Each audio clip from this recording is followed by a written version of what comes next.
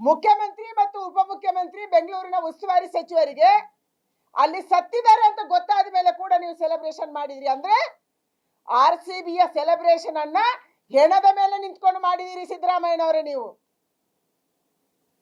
ಅವರ ಎದೆ ಮೇಲೆ ನಿಂತ್ಕೊಂಡು ಮಾಡಿದಿರಿ. ನೀವು ಫೋಟೋ ತಗೊಳಕ್ಕೆ ಕಾಂಪಿಟಿಷನ್, ಮಕ್ಕಳ ಫೋಟೋ ತಗೊಳಕ್ಕೆ, ಮೊಮ್ಮಕ್ಕಳ ಫೋಟೋ ತಗೊಳಕ್ಕೆ ಕಾಂಪಿಟಿಷನ್, ಯಾರನ್ನ ಯಾರೋ ತಳ್ತಾರೆ, ಯಾರನ್ನ ಯಾರೋ ಎಳಿತಾರೆ. ಏನಿದು? ನಿಮ್ಗೆ ಜನ ಸತ್ತಿದ್ರು ಅಂತ ಗೊತ್ತಿದ ಮೇಲೆ ಕೂಡ ಈ ರೀತಿ ಬಿಹೇವ್ ಮಾಡಿದ್ರಿ. ಅವ್ರು ಸತ್ತಿದ್ದಾರೆ ಅಂತ ಗೊತ್ತಾದ ಮೇಲೆ ಕೂಡ ನೀವು ರೆಸ್ಟೋರೆಂಟ್ಗೆ ಹೋಗಿ ಮಸಾಲೆ ದೋಸೆ ತಿಂದ್ರಿ. ಅವರು ಸತ್ತಿದ್ದಾರೆ ಅಂತ ಗೊತ್ತಾದ ಮೇಲೆ ಕೂಡ ನೀವು ಚಿನ್ನಸ್ವಾಮಿ ಸ್ಟೇಡಿಯಂಗೆ ಹೋಗಿ ಕಪ್ಪಿಗೆ ಮುತ್ತು ಕೊಟ್ರಿ. ಹೆಣದ ಮೇಲೆ ಇದೆಲ್ಲವೂ ನಡೆದಿದೆ.